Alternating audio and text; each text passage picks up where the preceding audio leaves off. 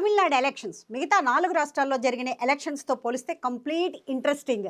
ఎవ్వరు ఎక్స్పెక్ట్ చేయని విధంగా హీరో విజయ్ టీవీకే పార్టీ 100కి పైగా సీట్లను గెలుచుకొని ఇప్పుడు గవర్నమెంట్ను కూడా ఫామ్ చేసేశారు. అయితే ఎలక్షన్ కౌంటింగ్ టైంలో సూపర్ స్టార్ రజనీకాంత్ గెలిచిన విజయ్కి విష్ చేయకుండా ఘోరంగా ఓడిపోయిన స్టాలిన్ను పరామర్శించడానికి వెళ్లడం కొన్ని విమర్శలకు దారితీసింది.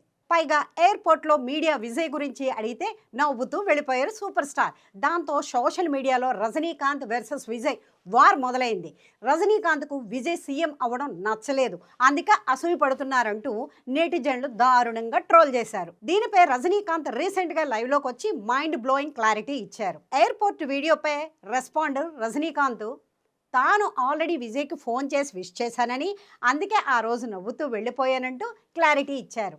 అంతేకాదు విజయ్పై తనకు ఎలాంటి అసూయ లేదన్నారు. కానీ ఇక్కడే ఒక క్రేజీ ట్విస్ట్ ఇచ్చారు.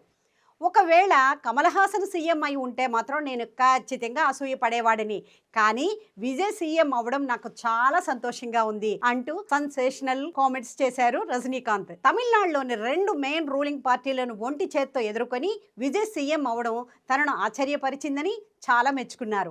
ఆఖరికి లెజెండ్స్ అయిన ఎన్టీఆర్ కంటే కూడా విజయ్ పాలిటిక్స్లో ఓ పెద్ద హిస్టరీ క్రియేట్ చేశారని రజనీ పొగిడేశారు. మరి ఓడిపోయిన స్టాలిన్ని ఎందుకు కలిశారని అడిగితే స్టాలిన్తో తనకు చాన్నాళ్ళుగా పర్సనల్ రిలేషన్స్ ఉన్నాయని, ఆయన పార్టీ ఓడిపోవడంతో కేవలం మర్యాదపూర్వకంగా పరామర్శించడానికి మాత్రమే వెళ్ళానని చెప్పారు. దీని వెనకాల ఎలాంటి పొలిటికల్ రీజన్స్ లేవని ఆయన స్పష్టం చేశారు. So Rajini versus Vijay cold వారికి సూపర్ స్టార్ అఫీషియల్స్గా ఎండ్ కార్డు వేశారన్నమాట. ఇటువంటి లేటెస్ట్ ఇంట్రెస్టింగ్ వీడియోల కోసం మా ఛానల్ని సబ్స్క్రైబ్ చేసుకోండి.